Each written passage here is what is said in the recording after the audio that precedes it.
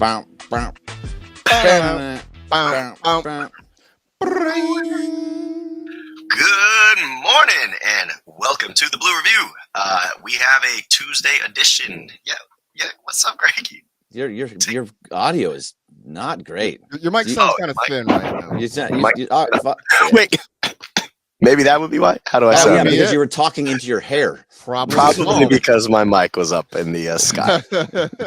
Well, good morning. Welcome. Yeah. I guess it's one of those Tuesdays, so we're gonna have some fun. Welcome to the Blue Review, 8:30, 8:55 every day. We are here. I am Parker Bell, alongside Corporate Greg and Marcus Grant, Greg Bergman and Marcus Grant. Welcome, Greg. I know we're gonna get into a lot of stuff, and before we kind of talk about our friends at LAX, there was a topic that I think we should start the show off with, jabbing at a certain someone who we Dodgers fans know very well. Yeah, I mean, it's going to turn into a jab, but I'm really happy to see that the other day that Vladimir Guerrero Jr. got a $500 million contract, 14 years. Like he did, I think it was 14 years. I might be wrong on that. Either way, he got a $500 million contract, and I'm really happy for him that he's staying in Toronto. It's great for the people of the fans of Toronto. I think that's amazing. I'm also happy, Marcus, I don't know if you feel the same, that it's all starting to come back to earth. That these numbers are coming back to earth. 500 is still a lot of money. It's still, I think, the third most of all time for someone to get. Like, that's a big, big number, and Vlad deserves it. Mm-hmm. Juan Soto did not deserve that massive amount that was more than Shohei, just because I get it. He's like 24, 25 years old, but he's a horrible defender. He has a lot of power. He's great at the plate, but he's also a lazy defender. He's going to eventually turn into a DH. He doesn't do a second thing that Shohei does. It didn't make sense to me why the Mets gave him that big of a number and more than Shohei. So it's a shot at Soto because I just like taking shots at Soto. But at the same time, like, Shohei does two things, and he's going to do that second thing now. And also he's an economy amongst himself, but he gets the Japanese market all to himself, basically. And so you make that money back. Soto doesn't have that. So giving that much money just didn't make sense to me, but I'm happy for Vlad, if you're seeing where I went with all of that. No, I do. I get it. It is nice that they are sort of becoming, I won't say reasonable numbers, but less stupid numbers, I guess, is the best way to describe it. And you're right. I think Shohei showed you last year, even without pitching, what he can do. I mean, you talk about him being a market into himself. Yes, that is true. But even just on the field, what he gave the Dodgers offensively, both in terms of average numbers and power numbers, stolen base numbers, the fact that when he got on base, he was a threat all by himself, which is something that Soto doesn't. He's a great offensive player, right? Not going to argue that at all. But, I mean, it's sort of, he's very good at the one thing that he does, which is hitting a baseball. Everything else remains to be seen. And, it's funny because, all those many, many years ago, I guess now we're talking about almost 25 years ago, I remember being in Dallas for the baseball winter meetings.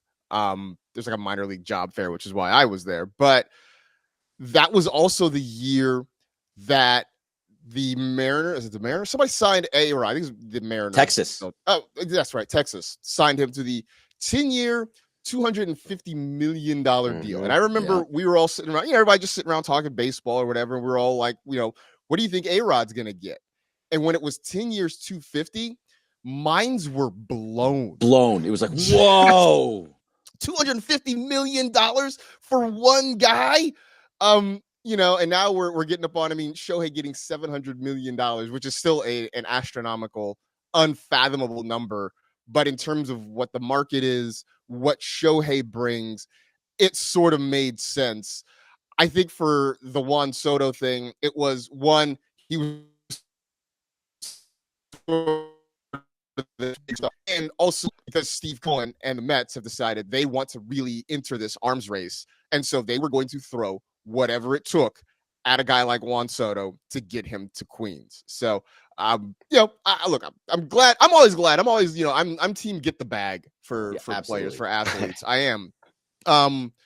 But Yeah, I think at some point, I think sanity sort of has to take over a little bit and kind of start to bring these numbers down. And so, look, 14 years is a long time. Yeah. Oh, look, Parker. I mean, look, ask Angels fans, right? I mean, Mhm. signing Albert Pujols to a long deal was great when they first signed Albert Pujols to that long deal. By the end, I mean, for all the great things Albert was, by the end, it's kind of like, all right, let's kind of run out the clock on this deal if we can, right? Yeah, 10-year, $240 million, I believe that was in 2012. Let's see, that was Pujols. 5-year, 125, Josh Hamilton. I don't even want to talk about Rendon. So it's okay. I need to go find it. There's a conversation. website that tells you how much money Anthony Rendon has stolen from the Angels at this point, and it's amazing. It's firewalled in our office, but I have it bookmarked. Yeah, as all things are. But yeah, we didn't talk about it yesterday. It was just something that I wanted to bring up because things going back down had to happen. The market had to correct itself. And I understand the whole saying of, you're worth what somebody will pay you. So good for Soto for getting his money. He just isn't worth that. I get it that he's 26. He just doesn't do enough stuff to be worth that much money. It was basically just saying, I want more than Shohei. And that's, to me, is kind of ridiculous. So yeah, that was my take on that. Yeah. 100%. So tell us about LAX, Parker. Yeah, our friends over at LAX, they're changing the travel experience, reducing traffic, saving guest time. So if you want to learn more, check it out at flylax.com/transforminglax. But I just think, maybe along those lines, in contracts. So the most recent contract, I believe, that I was thinking of was Blake Snell's, and he has recently made the IL stint. How are we on that stance? And because it's just going to play into this whole conversation today about playing from behind. And in our text chain, we were talking about defense. Is this an issue where it comes? Okay, and Greg, I'll ask you first. Is this really a pitching issue, or is there just a team right now that's not locked in defensively? And of course, I mean, everyone outside of Ohtani hitting wise and Mookie. No, so I don't think it's a pitching issue. Actually, I thought Dustin May was really good. I thought he looked good once again, and he got the same kind of trouble that happened the other day. That he had no defense behind him. Both Mookie and Rojas having errors that caused runs to score. These are things that just I saw a stat that it was through the first. What was it? I think it was the first 5 games that the Dodgers had 0 errors, and they've had 7 over the last 6 or something. I don't know the exact numbers, but whatever. They've had 7 errors recently, and it's just been a problem. So no, I don't think this is a pitching issue. The pitchers have been actually really good. Glasnow, he went out early. He looked good until he couldn't get any footing, like we talked about yesterday. Roki Sasaki figured himself out. So I thought Dustin May was great. They're having an offensive issue. They're having a defensive issue. And a little bit of a relief issue as well that's kind of creeping up out of nowhere. I think all of this stuff is just early season stuff, Marcus, and I don't think it's all going to correct itself. But there are problems in here right now that the Dodgers need to look at and say, is this something that is sustainable? Guys are not hitting. There's a lot of guys outside of Shohei, Mookie, and Teo are not hitting. And if your defense is poor too, I'm looking at Max Muncy. Tommy Edman is actually not hitting all that well despite the 5 home runs. There's a lot of issues on this team right now, and they need to figure out what it is going to be. It's all going to even out. I totally get it. But right now, it's looking rough. Yeah, I mean, look, we've been saying this for 2 weeks now, right? This is not a team playing its best baseball at the moment, and they got away with it for those first 8 games. Then they go to Philadelphia, they face a good Phillies team, and they lose 2 of 3 because they make those kind of mistakes. They make those mistakes against Washington, which in the long run, I don't think the Nats are going to be competing for anything significant, but they do have some young talent on that team. And if you make mistakes, they will take advantage of it. I mean, you saw the James Wood home run late that eventually ended up being, the difference in the ball game. I think that's sort of a problem. I would say defensively, at least when you look around on the infield, it's also sort of the issue of having guys who are not great at, like Max Muncy has never been a great third baseman. He's improving. He's definitely better than where he was a couple of years ago when he first kind of started playing over there full time. We've talked about Mookie at shortstop. It is not his natural position. He's still learning to play it a little bit. Edman has been great defensively. Miguel Rojas normally is a very good defensive player. You got Kike Hernandez over at first base. So you've got, definitely three guys for sure that are not strong they're not playing at their best positions. They're not strong defensively necessarily. So, that's a little bit of an issue. I think some of it is once they start hitting the way we know they can hit, and this is a team that can score 6 runs a game consistently, maybe some of this goes away a little bit. But right now, it is showing up, and it's showing up in the sense of they're making errors. They're falling behind early. And while it's entertaining because they're never out of a game, it's hard to ask any team. I don't care how good you are to consistently play behind from 2, 3, 4 runs and expect to win every night. And I think that's what we have seen the last few games or so is just they have put themselves in such a hole that even with Shohei and Mookie and all these Teo, all these guys, making plays or hitting at the plate, it's just too much to try to overcome consistently. Yeah, and we also have to mention Will Smith too. Will Smith has been hitting the lights out recently. So he does this at the beginning of the year every year. I remember last year, I think we talked about it on Mason Ireland yesterday, Marcus. We talked about I was like sneaky MVP for Will Smith, and then catcher, it's really, really tough to keep that up, but he's great in the early season. He's playing really well right now. I would even say, despite the fact that Kike is not hitting, I think he's actually playing a decent first base. Mm-hmm. He's keeping up with as best as he can. And we miss Freddie for sure, but he's done a good job that's not his position. That's not something he normally plays. So I do give him a little bit of credit there. But yeah, you're right. Like coming from behind consistently is just a recipe for disaster. And now you can't do that again today. You have Justin Robleski on the mound today, who last year he had a good spring.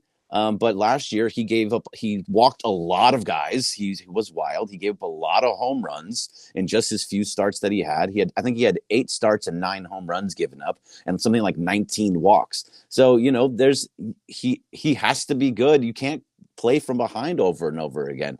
So, let's see what he does tonight. But that is the playing from behind is going to come back and bite them consistently. Is it weird? I think I might have texted you guys this, but that it's Kike at first and Muncy at third and not the other way around. I know they want to get Muncy as many reps third. I think that's what it is. But, he is more of a natural first baseman. He was the first baseman before Freddie Freeman arrived. Yep. It just seemed like with this Freddie injury, allegedly a short-term issue, it just seems weird that they would flip-flop them that way. Why not let Muncy play a week at first base? I don't think that stunts his development over third if he's at first base for a week. And I think it makes your defense at least a little bit stronger. Yeah, totally agree. I would love to see him over at first, but I think it is just that. Is they're like, look, we're going to give you as many reps over at third because that's where you're going to be all season. We're not going to push you back and forth. And he does make a couple of mistakes over there. So he needs to figure it out. He has been better recently. It's starting to pick up. His throws are more online. He's not airmailing them. He's not bouncing them. He had a really, really nice throw out from third. It was either last night or the day before, but he's been figuring it out. I just think that, I think that's what it is. I think it's really, they don't want to move him from that so he can just play it. Yeah. I don't think there's any better explanation than that, honestly. Yeah. And it feels as if that's the same with Mookie, where we know, and my fantasy team knows he hasn't played a lick of shortstop. He's in the outfield every lineup, but we know that it's not the natural positions, and they're just doing it. Greg, to your point, 7 errors in the last 6 games, 10 unearned runs. So that's good for most in the MLB. And then on the opposite side of Will Smith, while he has been raking, I believe that they've allowed all 12 of the last stolen attempts. So it's not all on Will, of course. No. I think that's just a stat to know. Yeah. I think that's a great point, actually, because last year Will Smith seemed to have figured that out. Mm-hmm. He seemed to have figured out throwing guys out. His percentage was over like 50%. He was throwing guys out at a pretty high clip last year. I don't remember the exact number, but he was doing really well at it. And now he's letting everybody. Yes, it's not all on him, but something I noticed, Marcus, I don't know he was throwing more down the line instead of right to the bag. He was throwing more down the line so that they could tag as they were sliding off and not just like trying to get him right at the bag there. So I don't know if there's something there, but something's different with Will and throwing out base runners. Yeah, I don't know what it is. I don't know if its opponents have sort of been able to pick up on something from the pitching staff. I don't know if it's the timing or what it is, but you're right. It has not been great.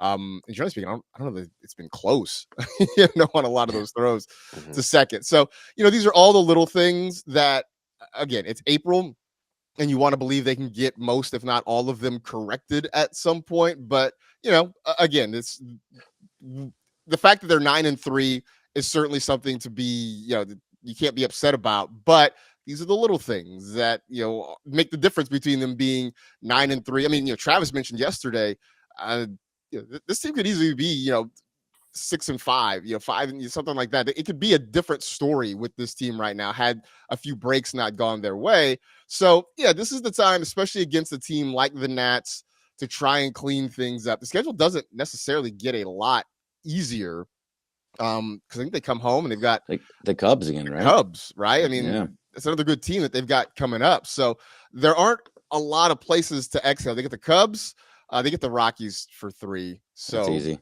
That should be, that should be a few wins, but it is a brutal start to the schedule. And then they go to Texas, and then they have the Cubs again in Chicago. They play the Cubs. Will they be done with the Cubs before May 1st? They will be done with the Cubs by April 23rd. Yes. April 23rd. Which is a very strange thing. But yeah, I mean, look, they very easily could be 5-6. Obviously they're not. But the good thing about it is that it is this early. Like you're in a situation where you can afford to figure these things out. I think the errors will correct themselves. They were one of the best defensive teams in baseball last year. There was also, that was the whole thing in the World Series, right? There was the errors that the Yankees made. They knew that the Yankees made a lot of errors, that the little things they didn't do, and they knew they could exploit it. That meant taking the extra base or putting some pressure on them. They knew the Yankees were going to do that, and they weren't. And so now this year they're starting off like that. Because of how they were last year, I think that all corrects itself. There's just certain guys in the lineup right now that you think like, you're not going to be here. Chris Taylor is not going to be here long term. Andy Pages, I don't think anything's happened with him yet, but he's not going to be here long term. There's an idea. I know that Travis said that they love Miguel Rojas, but I don't know if he'll be here that long because if he's not hitting and he's having errors in the field, I think he's going to be fine. He's a leader. He's that type of guy that he'll figure it all out. But there's somebody else, like other guys will find their way into this lineup. Yeah, I think the thing that saves 36. Sorry to something like that. Yeah, I think the thing that saves Rojas is just because you can pretty much plug him in anywhere on the infield. And I think that it's just helpful to have that guy on the bench. We talked about this last year. He was an everyday player. He wasn't intended to be an everyday player. He kind of became one, and he had one of the best seasons of his career. But I also think we all sort of knew that it would be hard to rely on something like that again, too. Yeah. And the overarching theme, I think, of this episode, while we get into the last segment, is basic fundamentals. That's what's cost these Dodgers these losses. And again, it's only 3 losses. So they're still right. Still number 1 in the power rankings, still obviously the clear favorite. But the names that we have mentioned so far throughout this episode, we need to nitpick because that's what we do here on the Blue Review. But the most important thing, at least to me, the Stars are playing well. The pitching is actually outside of, you're seeing Snell go down a little bit, but I like that it's early. The pitching has been great in terms of starting. Like Dustin May's looking really good, and the motor of this season so far has been Yamamoto. We can kind of talk about it maybe a little bit here, but Greg, Yamamoto's been who we thought he was going to be. Yeah, I love Yamamoto. We talked about this plenty of times that's if there's going to be a Cy Young candidate on this team, it's going to be Yoshinobu Yamamoto. That's my opinion. I think we had a couple people. I think you're there too, Marcus. I'm not sure. You might be on I someone think he's else. probably the best chance. I think all these guys eventually kind of steal votes from each other. I think that's the hard part. Yeah, I don't think we have a Cy Young on the team because of just that. But I think he is the ace of the staff for me. I know it's supposed to be Blake Snell, but Blake Snell or even Tyler Glasnow, but I think it's Yamamoto. He is going to be that stopper this year. He just looks so comfortable at the plate, on the mound, and he's using his fastball to put up to his off-speed pitches. He's locating his pitches. He's not walking a lot of guys. He is prone to a home run here or there, but I think a lot of guys that are like that have that much power are prone to that just in general. But I love everything I'm seeing from Yamamoto, and that he's going to be that guy that's, oh, Yamamoto's on the mound. Okay, that's the stopper. Yeah. I think that's sort of where we are now. It's Yoshi Day. Yoshi Day might start becoming a thing. Love it when it comes back around again. So yeah, that's. I mean, again, we keep saying this. Like, this is not the time to freak out, to panic. It's early April. There's still a lot of time for things to happen. But yeah, it would be nice just to see them come out and get one of those games where the bats just thunder. They put up 3 or 4 runs in the first couple of innings. You get a strong 6 innings out of your starter, and the bullpen comes and just shuts it down the rest of the way, because that hasn't really happened yet. So I think we're all just waiting for them to put together a couple of games like that back to back so we can start to exhale, and then we find other things to nitpick about. Yeah, and by the way, there's that guy Shohei Ohtani that sits at the top of the lineup that was a double shy of a cycle yesterday. So there's always going to be that, and then Mookie's getting hits. Like, the stars are the stars, and that's Freddie's coming back. And Freddie is going to come back at some point. And also, by the way, with Snell going, there's other guys on the men. So your bullpen, some of these guys that you're seeing, Luis Garcia, who's been fine. He's probably going to go down.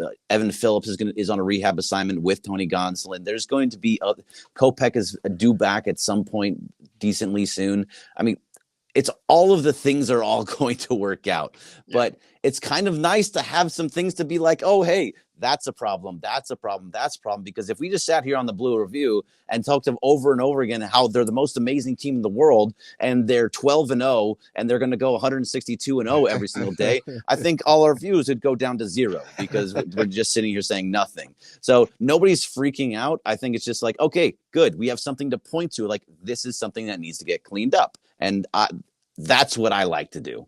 I don't think that's negative. I think that's just being real and honest and something to talk about for an entire season.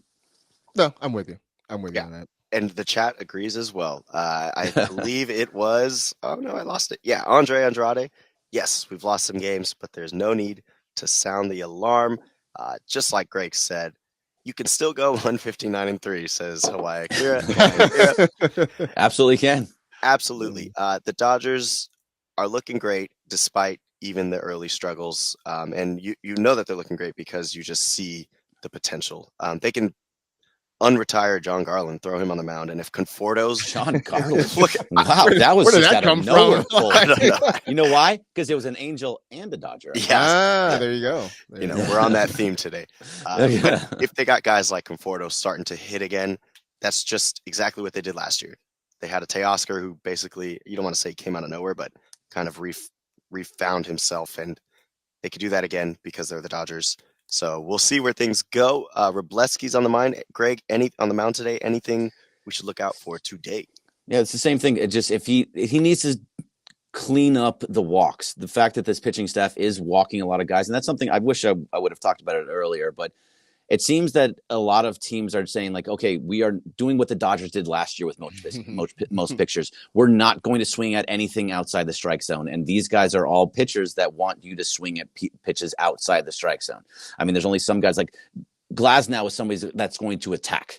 And he was doing just that until he wasn't able to keep any grip. So besides that, there's not a lot of guys that just attack the strike zone as much as that. So other teams are being patient against the Dodgers hitters. So Justin Robleski needs to attack the strike zone and keep down the home runs, keep down the walks, and get through 3, get through 4.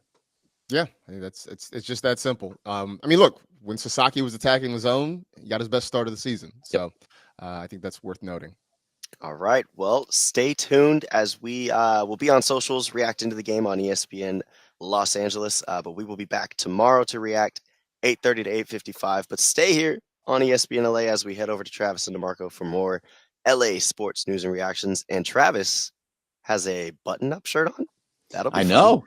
Good for him. Well, I don't know what's in Good the for air him. today. We all got Oh, you got a button-ups button up too. Oh wow, So, I didn't get the button up memo. Sorry, Tuesday.